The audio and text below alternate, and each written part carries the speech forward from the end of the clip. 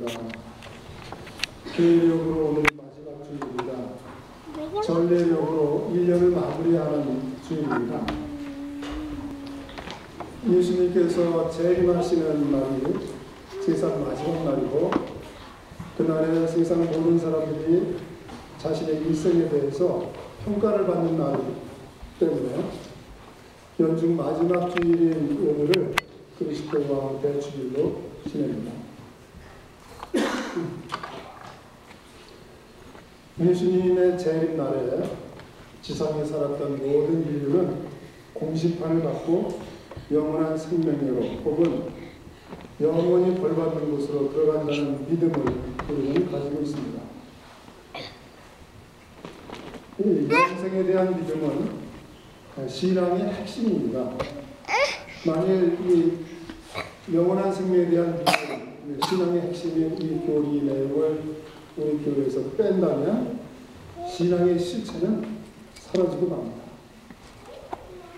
바울 사도는 고린도전서 15장에서 영원한 생명에 대해서 이렇게 말하고 있습니다.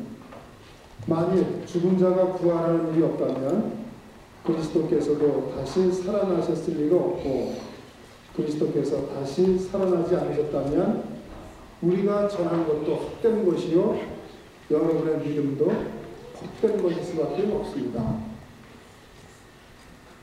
사제로 살아가고 있는 저 자신을 생각해 봐도 그렇습니다. 제가 근본적으로 영원한 생명에 대한 믿음이 없거나 적어도 이에 대한 믿음을 가지려고 노력하지 않았다면 저는 벌써부터 사제로서 살기가 어려웠을 것입니다. 신앙인들은 마찬가지입니다. 영생에 대한 믿음이 없거나 또 이들에는 노력이 없다면 신앙생활은 지속되기가 어렵습니다. 그리스도와 대축일 세상 종말을 생각하게 하는 복음에 비추어서 그 영원한 생명, 영원한 삶에 대해서 잠깐 생각해 봅니다. 우리는 모두 죽습니다. 그런데 다시 살아나서 영원히 산다는 것입니다. 죽었다가 다시 살아난다는 것을 쉽게 믿을 수 있는 사람은 없을 것입니다. 어느 때인가 제가 중고등부 학생들 미사 때 학생들에게 물어봤습니다. 영원한 생명을 믿느냐? 그랬더니 거의 많은 학생들이 못 믿겠다 이렇게 얘기했습니다. 미사에 나오면서도 불구하고 그랬습니다. 그래서 어른들 미사 때도 한번 물어봤습니다. 똑같이 물어봤습니다. 믿는다는 분들이 학생들보다는 훨씬 많았지만 그래도 예상했던 것과는 다르게 많은 분들이 미심쩍다, 못 믿겠다 이렇게 대답을 했습니다. 감각에 의존할 수밖에 없는 우리들, 감각에 의존하고 사는 우리들이기 때문에 이렇게 감각적인 거 말고 영적인 것은 알기가 어렵고 믿기가 어렵습니다. 믿기가 쉽다고 하면 이것은 오히려 거짓말일 것입니다. 쉽다면 예수님께서 세상에 오실 이유도 없었고 제자들이 또 목숨을 바쳐서 신앙을 증거할 이유도 없었고 또 복음서를 집필할 이유도 없었습니다. 믿을 수 있는 길이 조금 더 우리에게서 열릴 수 있겠는지 한번 감각 세계를 뛰어넘어서 영적인 세계에 좀 더 눈을 뜰 수는 없겠는가, 그 가능성을 생각해 보는 거 유익하다고 봅니다. 우리 각자는 자신의 존재에 대해서는 의심하지 않습니다. 내가 현재 살아있다는 사실을 의심하는 사람은 없으리라고 봅니다. 분명히 나는 현재 살아있습니다. 그런데 좀 더 숙고해보면 나 자신의 존재도 실제로는 의심되기는 마찬가지입니다. 내가 누구인가, 누구 자식이고 누구의 배우자이고 키는 얼마고 뭐 얼마나 배웠고 학력이 어떻고 혈액형은 이렇고 성격은 저렇고 생김새는 이렇고 등등을 나에 대해서 말할 수 있습니다. 그런데 나에 대해서 말할 수 있는 것들이 고작 이런 것들 뿐입니까? 그러면서 마치 이런 것들이 나인 것처럼 이렇게 말합니다. 이것이 곧 나입니까? 그렇지 않습니다. 그러나 우리 자신이 자신을 알기 위해서 할 수 있는 일은 이렇게 감각적이고 미세한 것 뿐입니다. 우리의 한계가 여기까지입니다. 그러나 우리 자신이 자신을 알기 위해서 할 수 있는 일은 이렇게 감각적이고 미세한 것 뿐이고, 그래서 내가 누구인가라는 답을 찾는 것은 실제로 쉽지가 않습니다. 생각해보니까 그렇습니다. 내 자신이 누구인지를 생각을 깊게 하면 할수록 더 할 수가 없습니다. 혼란스럽고 답을 내리기가 어렵습니다.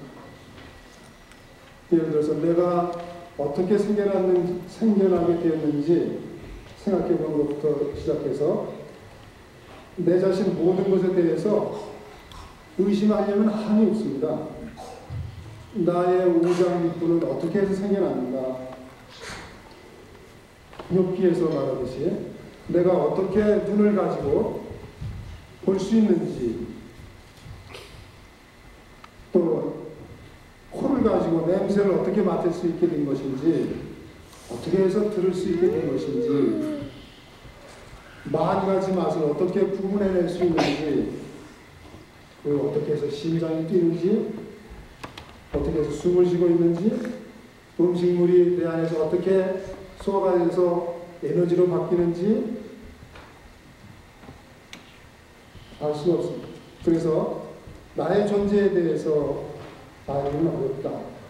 생각해보면 내 자신에 대해서 내가 아는 것은 없는 것 같습니다. 그래서 나 자신 역시 신비로 남을 수밖에 없습니다. 다시 말하면 내가 나 자신에 대해서 나는 이런 존재다라고 다 한번 끄집어내 본다면 그것이 나인가 하는 것입니다. 나는 모양새는 어떻고 성격은 어떻고 혈액형 등등등등 나에 대해서 말할 수 있는 모든 것을 다 끄집어내서 설명해 본들, 그럼 그것이 나인가? 그것이 내가 아닙니다. 아주 감각적이고 아주 표면적인 것일 수밖에 없습니다. 그게 나라면 허망 그런 얘기입니다. 태어난 것도 신비로운 것입니다. 또 태어난 것이 신비라면 현재 살아있는 것도 마찬가지로 신비스럽습니다. 신비스럽다는 것은 알 수 있다는 것입니다. 이렇게 내가 나의 능력, 인식 능력으로는 내 존재를 알 수 없는 겁니다. 그렇다면 나 자신조차도 나 자신의 존재에 대해서 알 수 없기 때문에 그럼 나는 존재하는 것인지 아닌지도 모르겠다 이렇게 말할 수 있겠는가? 그럴 수는 없습니다. 그럼에도 불구하고 나는 세상에 분명히 존재하고 있습니다. 이것이 사실입니다. 영원한 생명도 마찬가지라는 것입니다. 영생에 대한 인식도 불가한 듯하지만 그러니까 내가 나 자신에 대해서 참으로 알 수 없다고 하듯이 영생에 대해서도 알 수 없다고 하면 영생이 없는 것인가? 내가 나 자신에 대해서 모른다고 하면 내 자신이 없다는 얘기인가? 그것처럼 영생을 모르겠다고 한다고 하더라도 영생이 없다라고 이렇게 이야기할 수는 없다는 얘기입니다. 그렇다면 여기까지 생각해보면 영원한 생명을 믿을 수 없다고 단호하게 얘기했던 사람들에게 믿음의 단초가 생기게 된 것입니다. 오늘 이 독서에서 바울 사도는 이렇게 말합니다. 형제 여러분, 그리스도께서는 죽은 이들 가운데서 되살아나셨습니다. 죽은 이들의 만물이 되셨습니다. 죽음이 한 사람을 통하여 왔으므로 부활도 한 사람을 통하여 온 것입니다.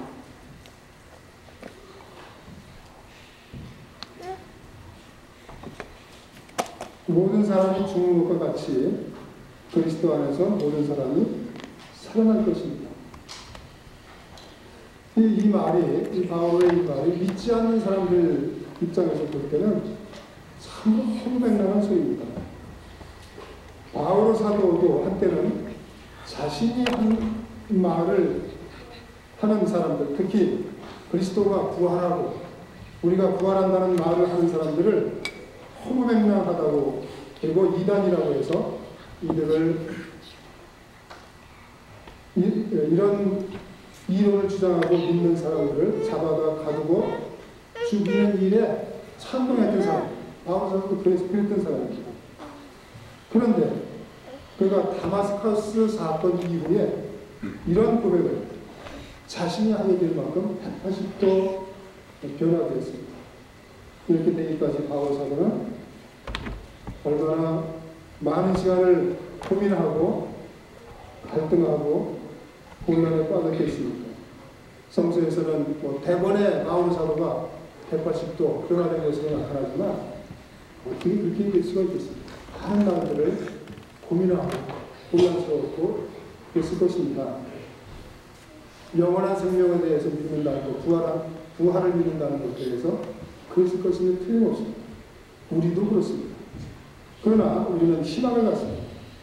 우리의 신앙이 성숙되고 모든 신앙적 혼란이 사라지면서 밝은 믿음을 가지게 되는 때가 올 것이라는 희망입니다. 오늘 복음은 치유 심판에 관한 이야기입니다. 감옥에 갇힌 이들을 찾아보고 벌벗고 굶주린 이들을 돕고 병든 이들을 찾아가 위로하고 도움이 필요한 이들을 돕는 일이 곧 영생을 얻게 되는 길임을 이야기하고 있습니다. 그러나 이런 애덕을 베푸는 일은 믿음이 있어야 됩니다. 또 이런 믿음이 있을 때 신념을 가지고 할 수가 있습니다. 단순한 동정심에서 할 수 있는 일이 아닌 것입니다. 결국 모든 행동의 원천은 믿음이다. 이렇게 생각할 수 있습니다. 정말로 나는 성서상의 모든 말씀을 믿으려고 노력하는 사람입니다. 사도신경에 요약된 믿음의 내용을 믿으려고 애를 쓰는 사람입니다. 전능하신 천지의 창조주와 외아들 예수 그리스도, 동정 마리아, 치유의 심판을 믿으며 육신의 부활과 영원한 삶을 믿겠다는 이 사도신경 기도 내용을 정말 내가 믿고 있으며 믿으려고 저를 애쓰는 솔직한 사람입니다. 진지하게 생각해 보아야 합니다. 잠시 나의 신앙생활을 진심으로 성찰해보고 세상을 떠날 나 자신에 대해서 또 치유 심판을 말하는 오늘 복음을 생각하면서 우리 믿음에 대해서 묵상해 봐야 되겠습니다. 주님, 저는 믿음이 약합니다. 어린아이가 부모를 절대적으로 신뢰하듯이 저희에게도 어린아이와 같은 단순한 믿음을 주십시오. 얄팍한 세속의 지식이나 논리로 믿음을 생각하지 말게 하여 주십시오. 제가 세상살이에 자주 넘어지고 약해지고 외로움을 타고 슬퍼진다면 그 이유는 다름 아니라 믿음이 약하기 때문입니다. 이제는 정말 철이 들게 하여 주십시오. 열심히 살고 이 세상살이를 마치며 세상을 떠날 때에 프란시스코 선처럼 내 친구 죽음이여 라는 말을 나도 할 수 있도록 주님 저의 눈을 뜨게 하소서.